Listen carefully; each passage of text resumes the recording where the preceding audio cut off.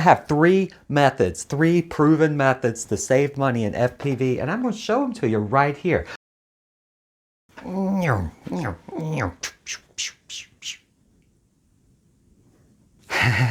Hey everybody, this is Sully coming at you today, and I am hyped, super excited, way up there, because what is in this box is going to save you money. What is in this box, this tiny little box, it's going to save you money in FPV. And I have three methods, three proven methods to save money in FPV, and I'm going to show them to you right here. So first off, thank you so much for joining. Don't forget, hit like, comment, subscribe if you like my stuff down below, and I will appreciate that, and it will be great. And if you notice, I got my noggin knocker out today because I'm about to beat some sense into somebody. And here it goes. I have some great tips for you if you're starting an FPV and you want to save money, because we all know that budget thing is a pain in the keister, and it will absolutely get destroyed that first year if you think you're only going to get into FPV for $300 and go flying around. No, $300 gets you in the air for 3 minutes, okay? 3 minutes. So set a realistic budget, and I'm about to help you not destroy that budget. And you're ready? I got 3 tips for you, and they start with this one. Batteries, okay? I've said it before. I've said it 5 million times. Batteries cost the most in FPV, because if you cannot get in the air and you cannot fly, then what's the point? No matter what quad you're flying, if you have no batteries and you have no way of powering your quad, you're not going to get in the air, you're not going to fly, and you're not going to have a good time, and it's going to suck. You know, if I went out with somebody and I've got 10 packs and he's got 2 packs, I'm getting a half-hour flight, he's getting 6 minutes. It ain't cool. So batteries. Now, how do you save money with batteries?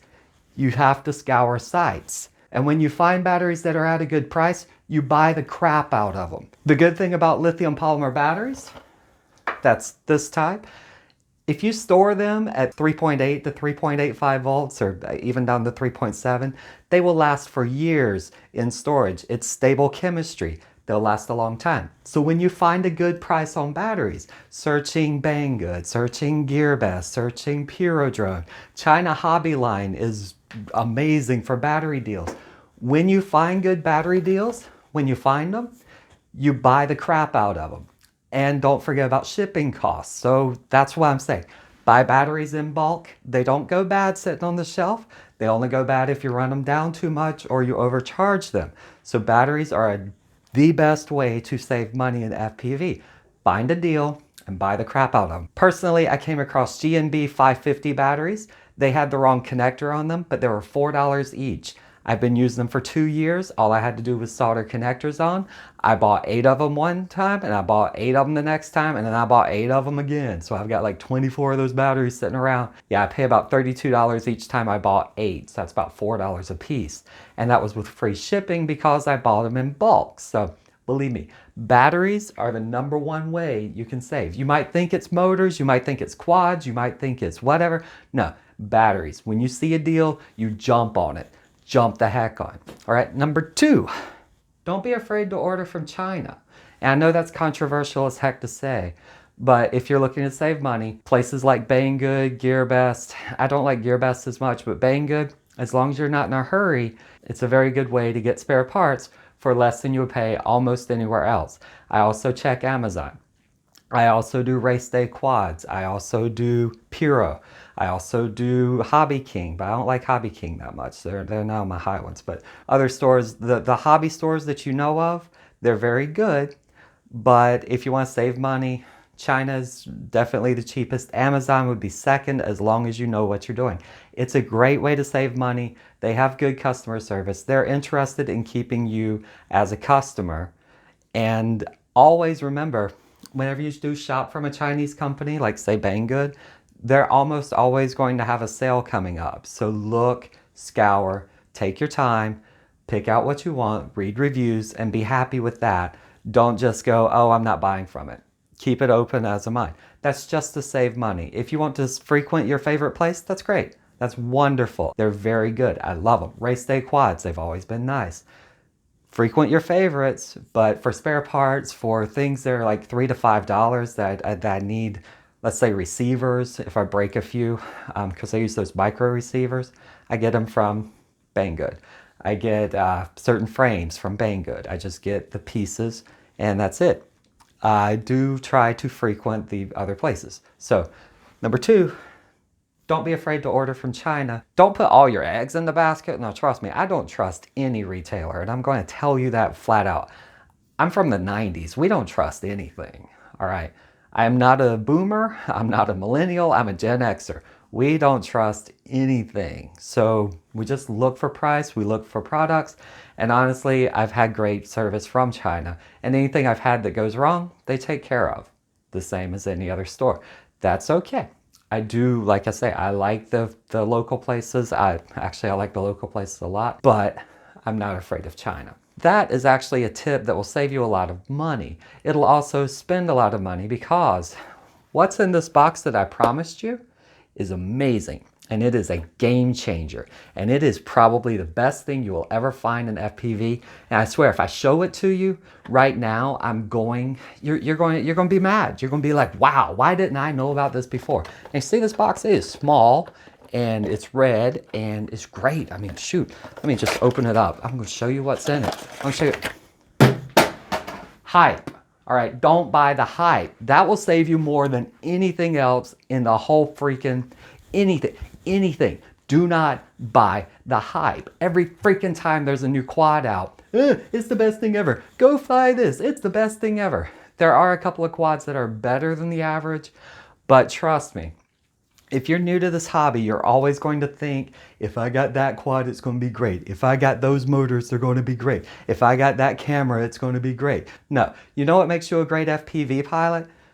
Practice. Right now, it's 2020.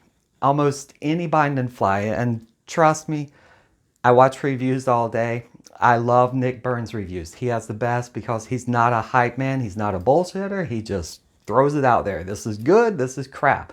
If you notice, in the past 6 to 10 months, almost every quad that gets reviewed and every camera that gets reviewed, minus a very few, there will be 10 reviewers out. They will say it is the best thing ever. People will rush out and they will buy the heck out of it.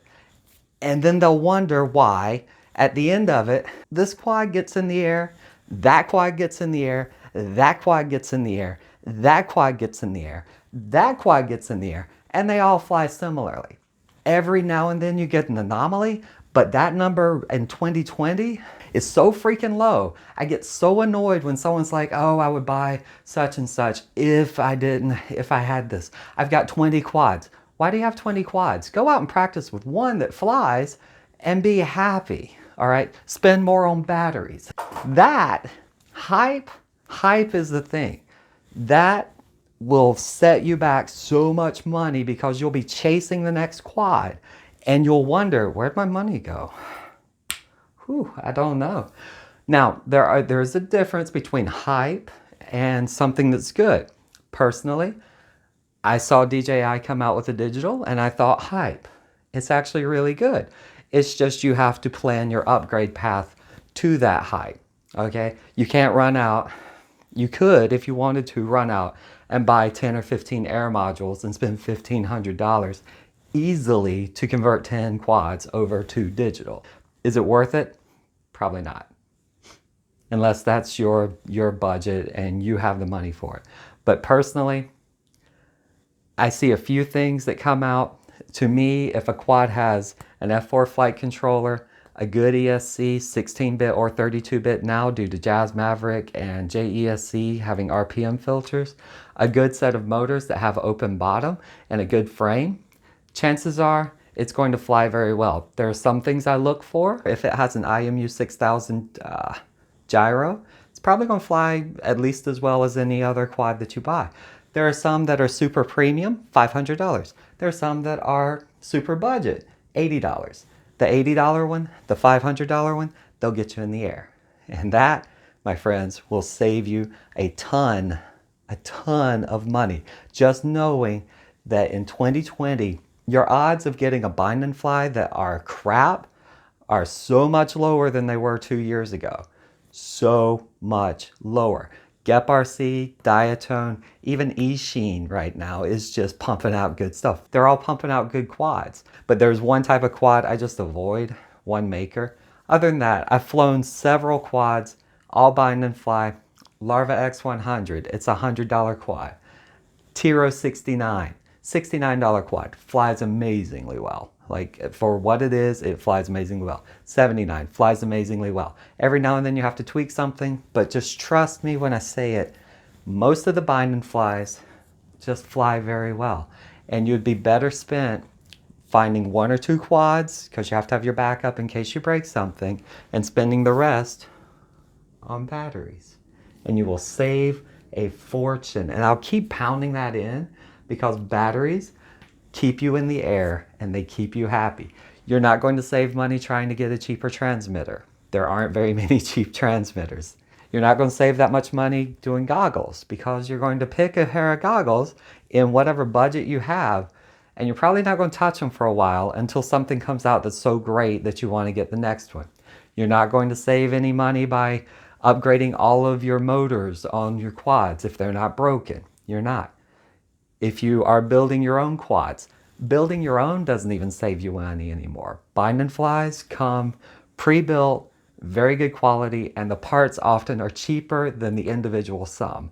Why is that? I have no freaking clue. I do not know how they can make an entire quad cheaper than I can buy the parts. And that's even doing China, and heck, I do Amazon points, China, 2% cash back, free shipping, everything I can. And I still can't match some of the freaking quads that come out bind and fly. A Tiro 69 cannot be made for $69. You just can't put it together. I have tried and you can't do it. I don't know why. I don't know what they do, but that, just knowing that and knowing that you're going to get something that flies and knowing that 90% of the reviews that you see, it's not that they're hyped. To me, a review these days is to say, if 2 or 3 people like a quad and they like it and that's great, one of them is going to give you a couple of PID tune options, and other than that, they're going to tell you the quirks on the quad. You know, if something, the field of view isn't that wide, if it's this fast or that fast. Reviews to me now, at least after, about June of 2019, reviews are pretty much meaningless. Just they tell you how it's set up at the beginning from the factory, if they did any tweaks to it, and if there are any major back malfunctions to it. That's all that's useful in a review these days, because if those 3 things don't happen, it's going to be a good flyer. It might not be the fastest, it might not be, it's probably not the slowest anymore. And like, that's it, because flight controllers work really well, ESCs work really well, motors, once they went open bottom, they all come from the same factory. They have similar characteristics. They work. ESCs, same thing. Unless there's a known flight controller that has a voltage regulator that dies, you're going to probably get a good flight controller in 2020, no matter what you pick, as long as it has like that MPU 6000, not the IMU, whatever that one is. I don't like the IMU. It's on the Tiro 79. The IMU gyro, you have to soft mount. And you have to be very careful on vibrations. I actually haven't tried one after using RPM filters, but that might help them now. So that might not even be an issue anymore. I mean, heck, yeah, it's 2020 and it is a phenomenal time to be an FPV.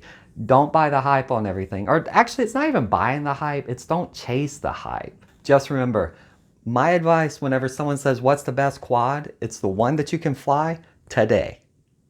And that is the best quad you have. The one you can fly today. That requires batteries and that requires something that gets you in the air. And in 2020, the world is open and it is freaking awesome. And that is going to do it for today. Thank you so much. Hope y'all have a wonderful time. I want to thank you. Thank you, thank you, thank you. Don't forget, like, subscribe, comment. Let me know what you think down below. If you totally disagree with me, great.